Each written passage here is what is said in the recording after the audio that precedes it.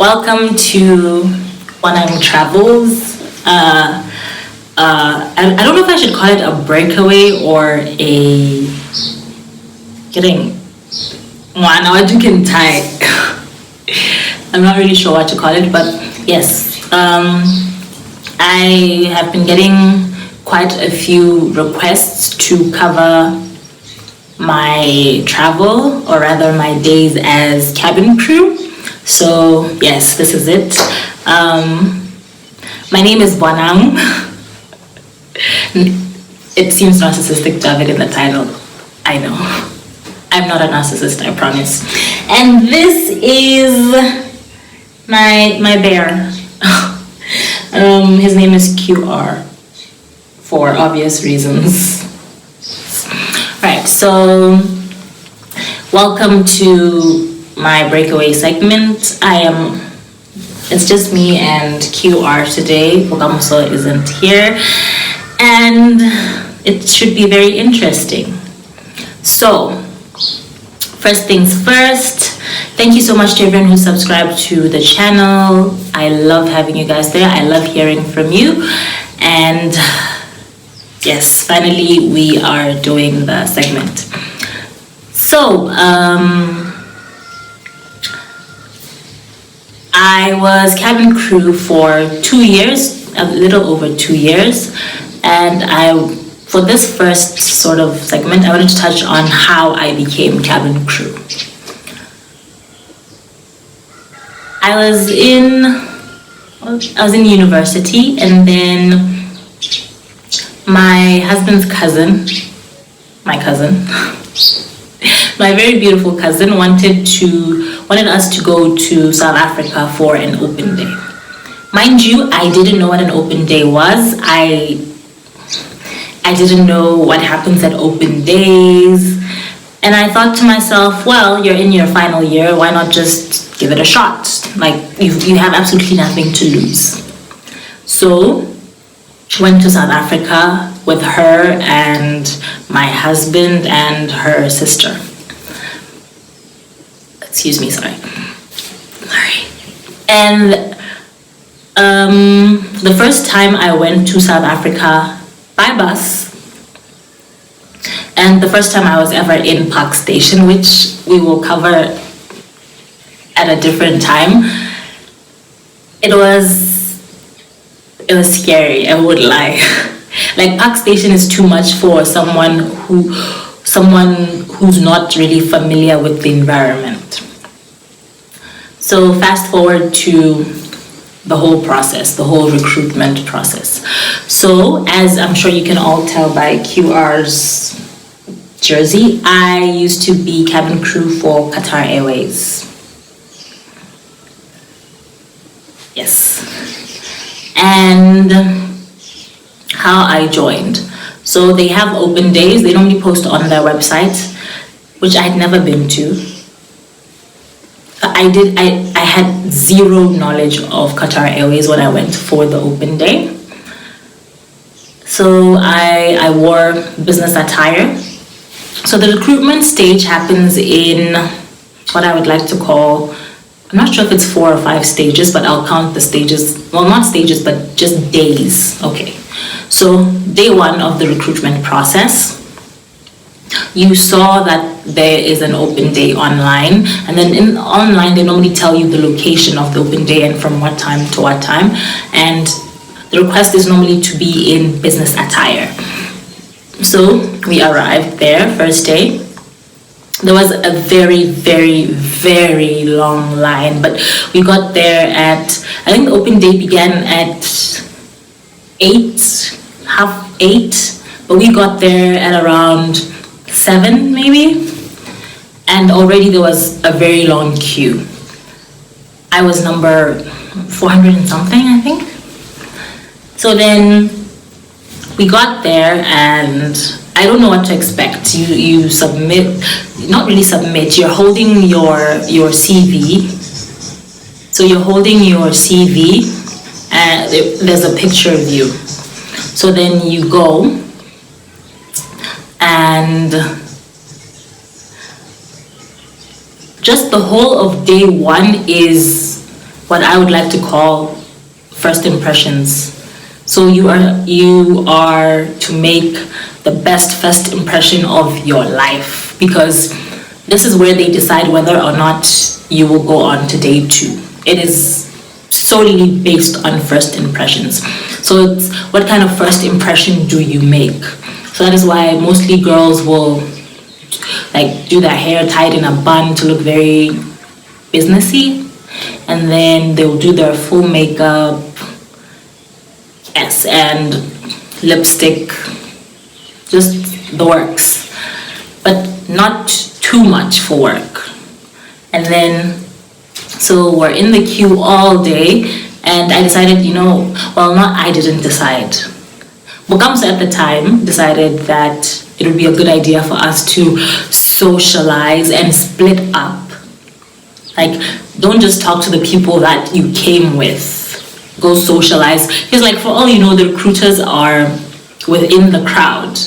So we were like, okay, cool, go socialize. So us 4, we split up. We go socialize. And then I'm there talking to different people, mostly South Africans. I met a girl from Ghana. She flew in all the way from Ghana to attend the open day, and that's when it kind of hit me that it's a very big deal. And then I spent the whole day just interacting with people I didn't know, and at some point I lost track of where the others were. I just embodied this whole interact with people, get to know people, yes.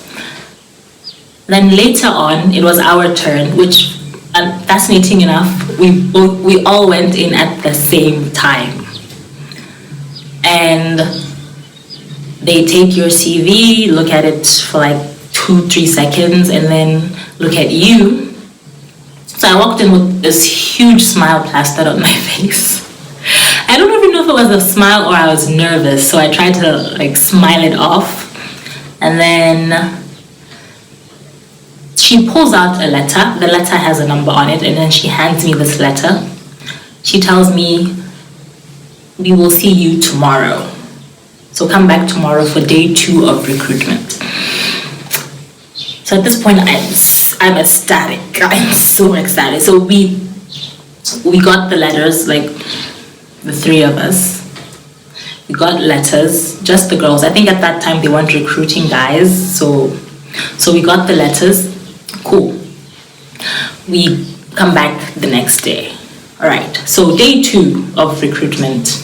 Day 2 of recruitment is how would I? It's like it's an English test per se, because the language that is to be spoken at the job is English. So they have an English exam. It's very,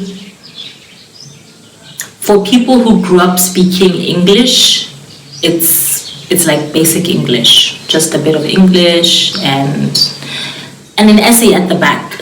So essays differ, but through that essay you're supposed to represent yourself as a cultured being, a person who is built or ready for customer service, I guess. So then you write your essay and then you submit. And after you submit, there's the elimination process.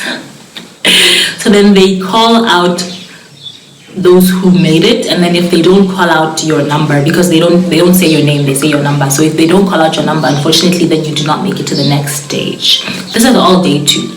So still day 2, you have what would I call this? You have a reach test, because you have to reach 2 centimeters on your tippy toes. So you have like a reach test. So they put like tape on the wall and you're supposed to like reach, even if you get on your tippy toes. So you take off your shoes, and then even if you get on your tippy toes, you're supposed to be able to touch the tape. And then still there, they ask you questions. They have different questions. So honestly, I'm not sure what they base why they pick you on. They have different questions. It's not like a set number of questions that they ask you. There are different questions. You just pick from a jar and that's your question. Afterwards, later that day, day 2, we had a group exercise. But before the group exercise, still elimination continues. Like the group gets smaller and smaller. And then we had a group exercise. So the group exercise is to see primarily how you function as part of a team. So then we do the group activities, and all this time they're watching you, and then you have sort of like a presentation of sorts from both the groups, and they're still watching you to see how you function as part of a group, how you behave with other people. Sorry. And then after the group activities are done, still we need to decide on who proceeds to the next day, which is actually the final day. So day three is the final day, and day 3 is the one-on-one interviews. So if you make it to the one-on-one interviews, then that is where then they'll ask you all sorts of questions, one-on-one, get to know you. And I made it all the way to my final interview, my one-on-one interview. And at my one-on-one interview, I remember saying, hope to see you in Doha. And it actually happened. So afterwards, they create like a profile for you, but I think now you're expected to create the profile for yourself on the recruitment page. So after that, you sort of get emails. They email you through the website. You'll get a notification that they need you to upload your what was it? Pictures. You need like full body pictures wearing. They'll just tell you what it is they want you to wear, but it's very, very conservative. So yes. And then afterwards they keep requesting. There are certain things that they're going to request from you, and then you submit, and then they keep adding them to your application. And if your application is successful, then you will finally receive a joining date of joining, DOJ.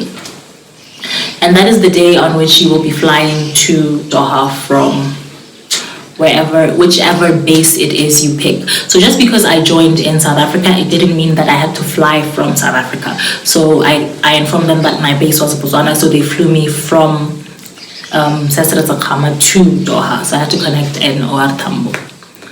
And that is just basically the process.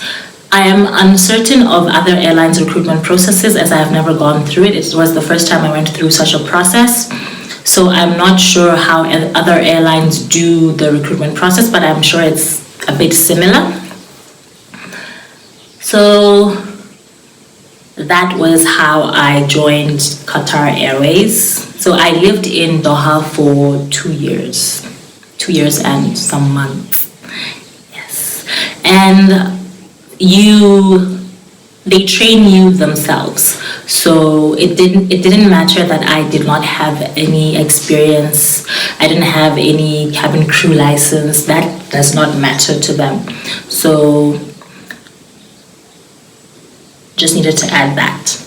That is how my experience went.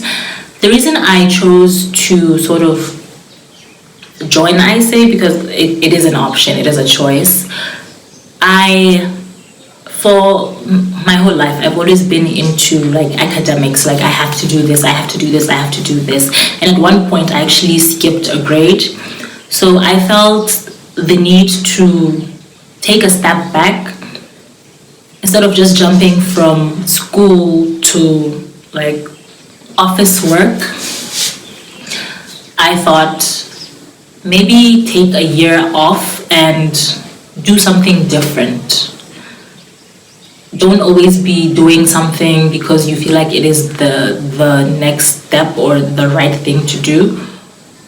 Travel, see the world, experience other cultures, experience other religions, experience how other people live, so that I could have more of a broader perspective of just life in general.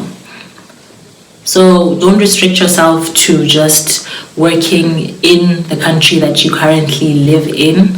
there are opportunities out there, but you also have to be very, very careful that the opportunities that you might think that you're going for, check properly that it is not either trafficking or a scam where they ask you to pay anything, because at no point during my recruitment process was I asked to pay anything, or was I asked to pay for my tickets to go there. So you need to be very careful. Always trust your gut. If you feel like something is wrong, then there's a probability that maybe something is wrong. So that was my recruitment process, for those who wanted to know the recruitment process.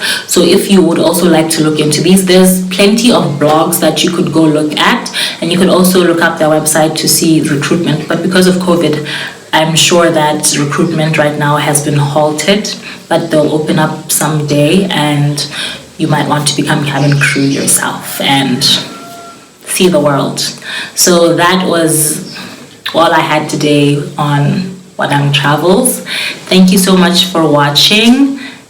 If you have any further questions, please drop them in the comments or hit us up, inbox us. We love hearing from you. I love hearing from you, and I will try to get back to you as soon as I can and as honestly as I possibly can. And thank you so much for watching. From me and QR. Bye.